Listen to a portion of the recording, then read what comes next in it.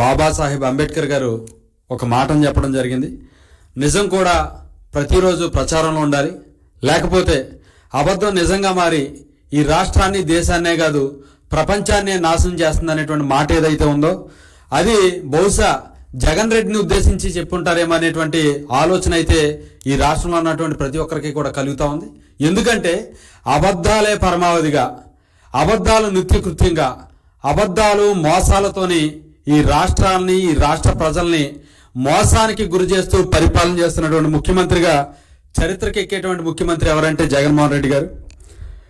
ఈరోజు హెడ్లైన్స్ అన్ని కూడా చూసుకున్నట్లయితే మెగా డిఎస్సి అనేటువంటి దాని మీద దగ్గర ఏదో 6,100 పోస్టులకి క్యాబినెట్ ఆమోదం తెలిపిందని చెప్పేసానని చెప్తున్నటువంటి ఏదైతే ఉందో, ఒకసారి గతంలోకి వెళ్తే యాజ్ అపోజిషన్ లీడర్గా జగన్మోహన్ రెడ్డి గారు మాట్లాడినటువంటి మాటలు, ఈ రాష్ట్రంలో ప్రతి ఇయర్ డిఎస్సి నిర్వహిస్తాము, మెగా డిఎస్సి వేస్తాము, రాష్ట్రంలో ఉన్నటువంటి ఖాళీగా ఉన్న 2,32,000 ఉద్యోగాలను భర్తీ చేస్తాం, ప్రతి సంవత్సరం జనవరి 1వ తేదీన జాబ్ క్యాలెండర్ రిలీజ్ చేసి ఖాళీగా ఉన్నటువంటి ప్రభుత్వ ఉద్యోగాలన్నీ కూడా భర్తీ చేస్తామని చెప్పేసి హామీ ఇస్తే, ఆ హామీ నిజమని నమ్మి ఈ రాష్ట్రంలో ఉన్నటువంటి నిరుద్యోగులు, వారి కుటుంబాలన్నీ కూడా జగన్మోహన్ రెడ్డి గారికి మరి ఓట్లేసి గెలిపించిన తర్వాత ఆయన ముఖ్యమంత్రి అయ్యాడు, 4 సంక్రాంతులు చేసుకున్నాడు, 4 న్యూ ఇయర్లు చేసుకున్నాడు. కానీ నిరుద్యోగి ఒక్క సంక్రాంతి కానీ ఒక్క న్యూ ఇయర్ జనవరి 1 రోజు సెలబ్రేషన్ కానీ చేసుకోవటానికి లేకుండా నట్టేట నిరుద్యోగులందరినీ కూడా ముంచి నేడు మెగా డిఎస్సి కాదు, ఇది దగా డిఎస్సి అని కేవలం ఎన్నికల నేపథ్యంలో 6,100 పోస్టుల్ని రిలీజ్కి ఆమోదం తెలపడం అంటే ఇది ఈ రాష్ట్రంలో ఉన్నటువంటి దాదాపు 7 లక్షల మంది ఎవరైతే బీఈడీలు డిఈడీలు చేసినటువంటి నిరుద్యోగుల్ని నెట్టనిలువునా మోసం చేసింది కాదా ఈ రోజు సమాధానం చెప్పాలి.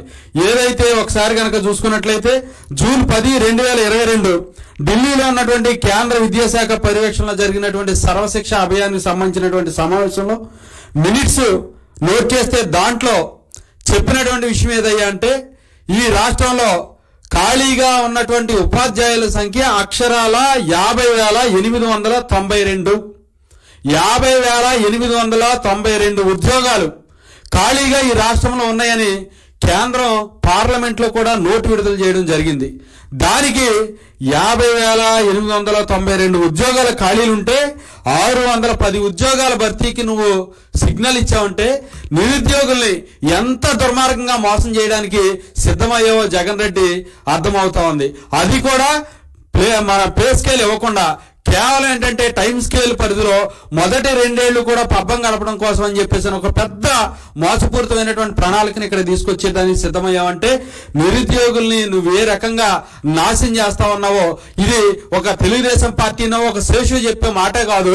కేంద్ర గణాంకాలు చెప్పినటువంటి దాంట్లో ఏదైతే నిరుద్యోగత శాతంలో ఇటీవల కేంద్ర ప్రభుత్వం విడుదల చేసినటువంటి ర్యాంకింగ్స్ లో మన రాష్ట్రం మరి చిట్ట చివరిగా నిలిచి హయ్యెస్ట్ అంటే ఉద్యోగాలు భర్తీ చేయడంలో ఏమాత్రం చేయకుండా అలసత్వం వస్తూ నిరుద్యోగుల్ని నిండా ముంచినటువంటి ముఖ్యమంత్రిగా రాష్ట్రంగా ఆంధ్ర రాష్ట్రం ఉండి దాదాపు 24% అంటే దేశంలోనే హైయెస్ట్ పర్సంటేజ్, నేషనల్ యావరేజ్ ఏమో 11% ఉంటే నువ్వు దాన్ని దాటి 11 కలిపినా 22% ఉంటుంది. కానీ దాన్ని కూడా దాటి 24% నిరుద్యోగితో ఈ రాష్ట్రాన్ని దేశంలోనే నెంబర్ 1 రాష్ట్రంగా తీర్చిదిద్దావు.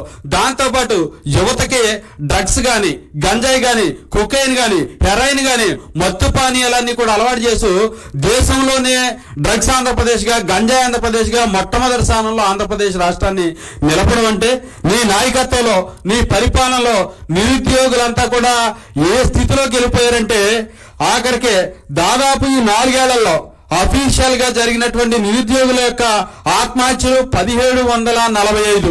ఇది అఫీషియల్ రికార్డు మాత్రమే. అది అనఫీషియల్కి వెళ్తే లక్షల మంది నిరుద్యోగులు నైరాశ్యం నుండి వేల మంది నిరుద్యోగులు చనిపోయినటువంటి పరిస్థితి ఉంది.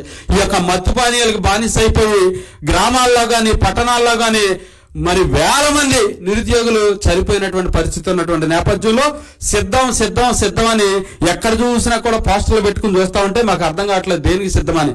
నిరుద్యోగులు ఇంకా మోసం చేయడానికి సిద్ధమా? మహిళల్ని నాశనం చేయడానికి సిద్ధమా? లేకపోతే ఎస్సీ ఎస్టీ బీసీ మైనార్టీల్ని ఇంకా అణగదొక్కడానికి సిద్ధమా? దేనికి సిద్ధం? ప్రజలందరూ కూడా సిద్ధమయ్యారు. ఎస్ సిద్ధం.